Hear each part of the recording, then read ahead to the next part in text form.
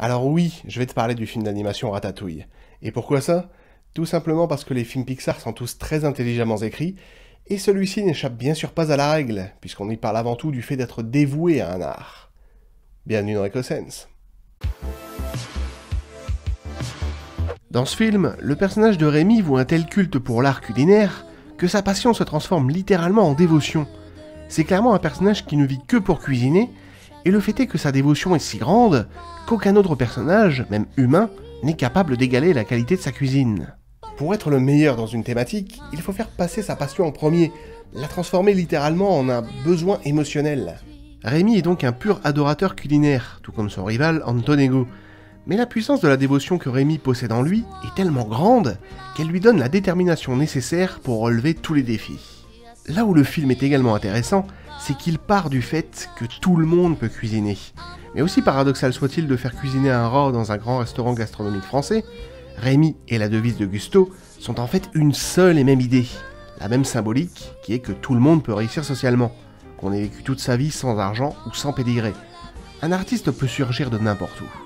Choisir Paris comme toile de fond pour ce film a été très bien pensé. Cette ville a été sélectionnée pour son goût très fin en matière de gastronomie. Les exigences culinaires y sont très élevées. Cela fait d'ailleurs le parallèle entre le monde pernicieux de Rémi et celui de Linguini qui finit par baigner dans la luxure. Et pourtant les deux personnages sont très différents, car Linguini est un jeune homme qui n'a aucune ambition particulière, il est timide, maladroit et plutôt invisible. Alors que Rémi, lui, est un passionné. Comme la cuisine est pour lui un besoin, il n'hésite pas à prendre des risques, aussi bien dans sa condition de rat que dans les plats qu'il prépare. C'est un personnage qui n'a pas peur de l'innovation. Il le prouve d'ailleurs lors d'une scène en changeant la recette des riz-de-veau de Gusto. What are you doing? You're supposed to be preparing the Gusto recipe. This is the recipe? The recipe doesn't call for white truffle oil. What else have you been... You are improvising? This is no time to experiment. The customers are waiting. Une recette qui a pourtant été rédigée par un des plus grands chefs parisiens. Il a pris un risque en tentant de donner plus de saveur à ce plat au goût de précarité. Ce qui est bien sûr ici totalement réussi. I love it! Oh, Sir Dino's already asking about it. About Linguini. I have 7 more orders. That's wonderful. Ce film prouve bien une chose, c'est qu'il ne faut jamais avoir peur d'innover. L'originalité, c'est ça qui fait toute la différence. Même si certains ne semblent pas apprécier, le risque est une nécessité pour vivre de sa passion. On peut aussi noter que dans ce film, il y a un rapport avec la création et le monde de la critique qui est plutôt intéressant, car bien souvent le critique a plus d'influence que l'artiste, en tout cas ce qui concerne le premier coup d'œil.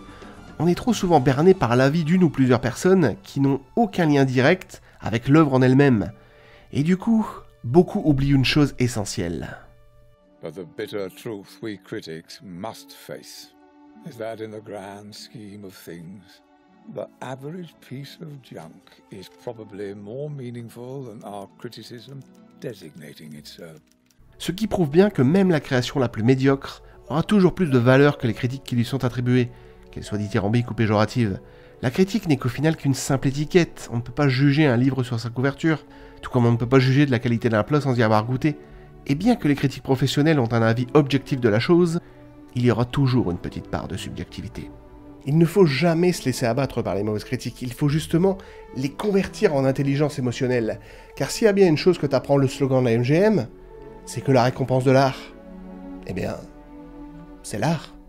Ce qui signifie que la récompense qu'on obtient pour la création d'une quelconque œuvre artistique n'est pas une critique élogieuse, ni même un joli trophée. La récompense, c'est l'œuvre en elle-même.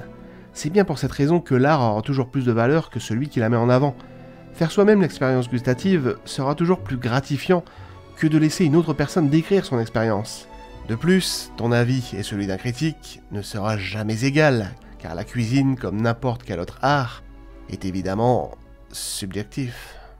N'oublie jamais que la cinématographie se traite avec intellect, émotion, et abonne-toi! Dans le prochain EcoSense, on parlera du film Joy. N'hésite pas à liker ce EcoSense, à le partager, à me dire ce que tu en as pensé, et tu peux également me rejoindre sur mes différents réseaux sociaux pour plus de contenu.